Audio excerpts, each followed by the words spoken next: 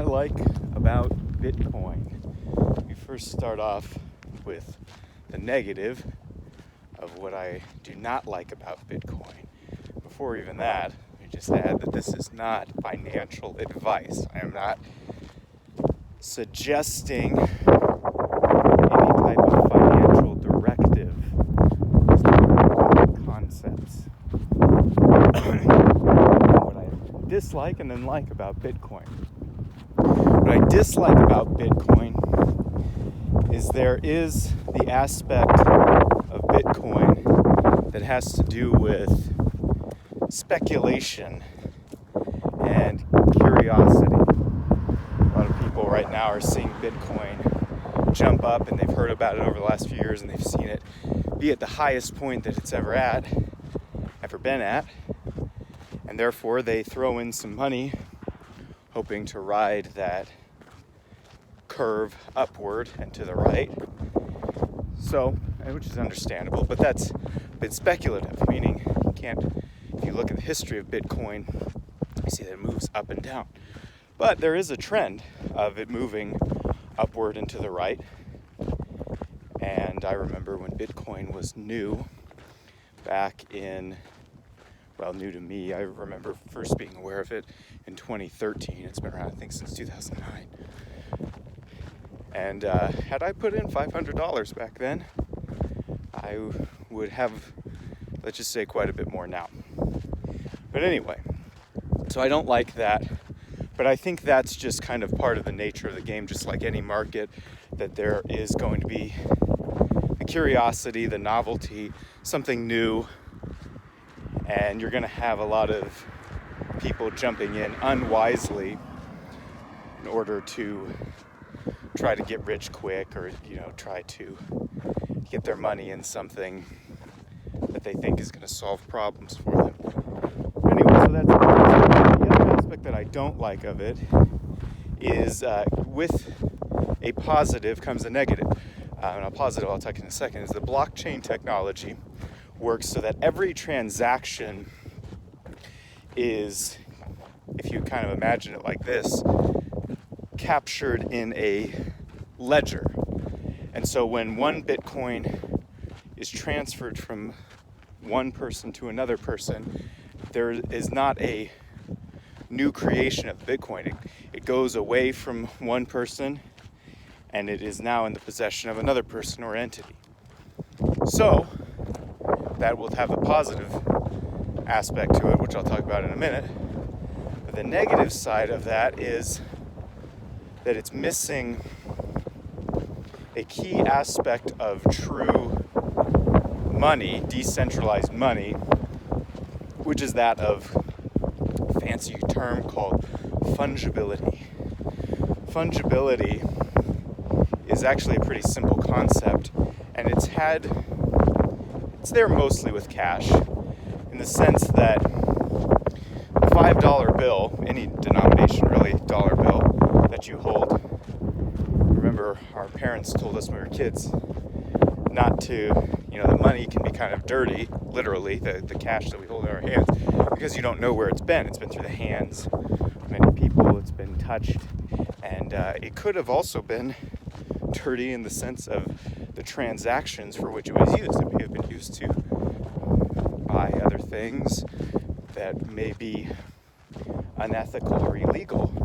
But when you hold that dollar bill, you didn't do anything wrong necessarily. The money has just come to you, maybe from change or just something you bought at a garage sale or McDonald's or whatever.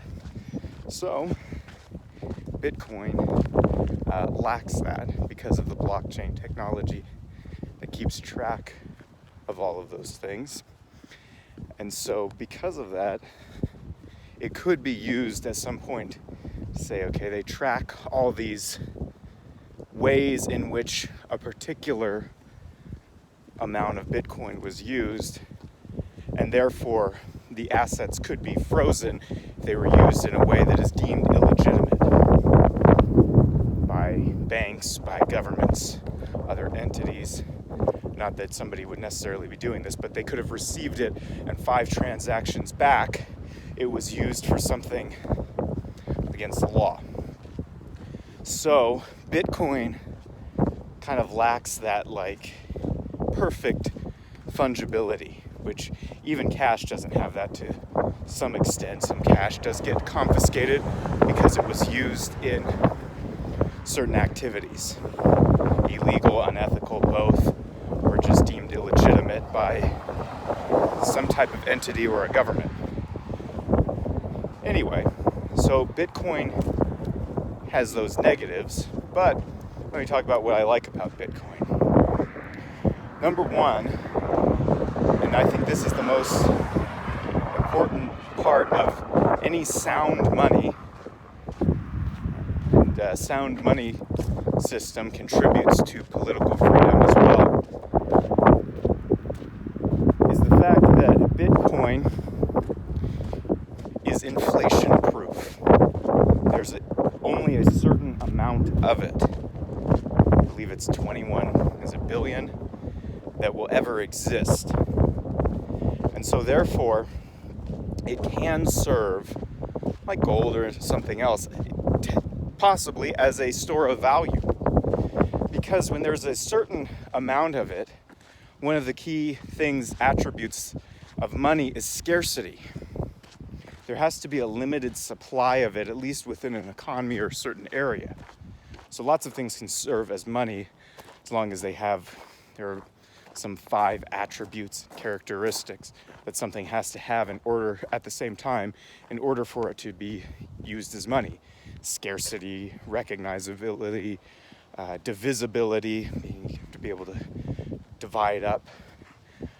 It has to be portable, carry it around with you, that type of thing. And so there is a built-in scarcity to Bitcoin, which is part of its value. So therefore, one of the problems with the American dollar is if you look up the CPI inflation calculator, which you can just Google it, I've done videos on this as well. Inflation from $100 in 1913 to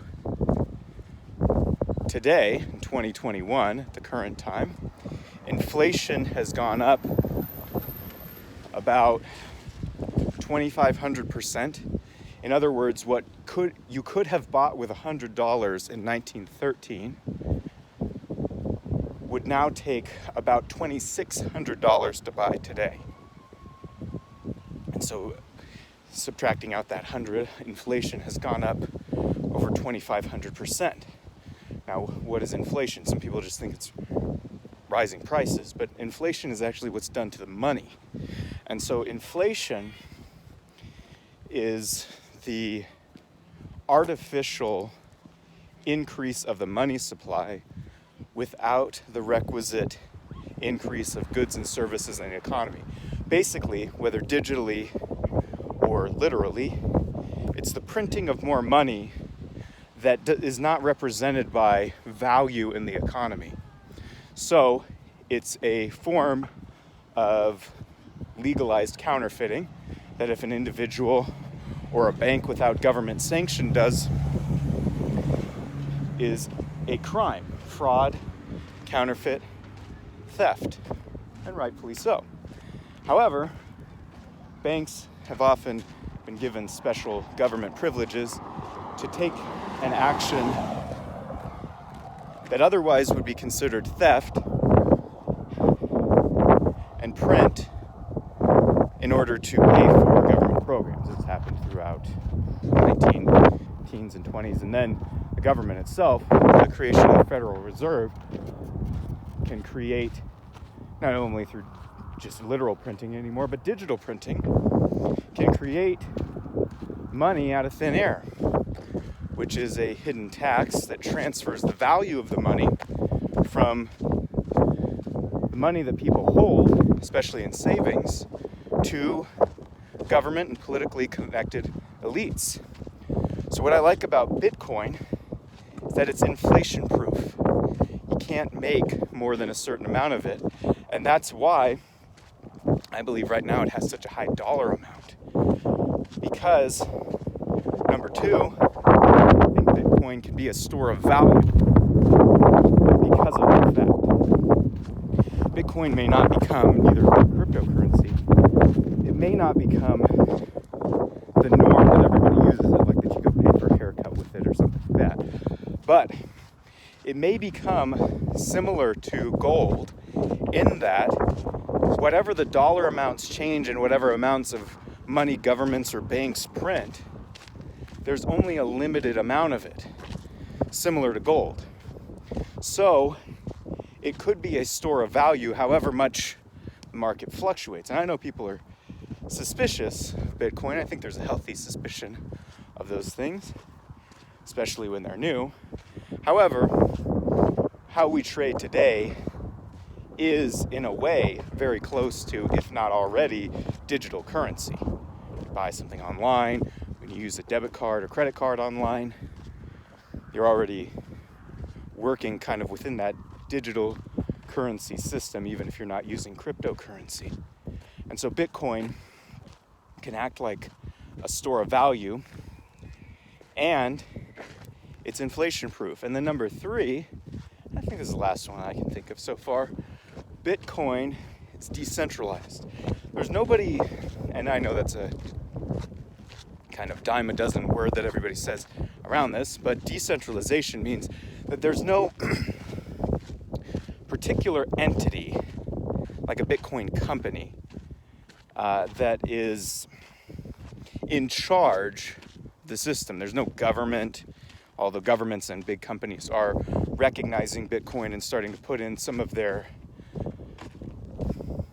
resources toward Bitcoin and other up-and-coming cryptocurrencies.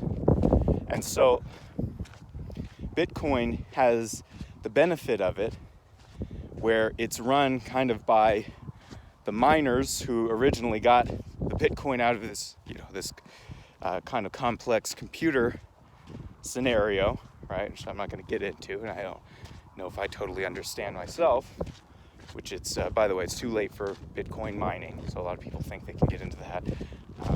But anyway, it's not run by someone with a megaphone giving orders.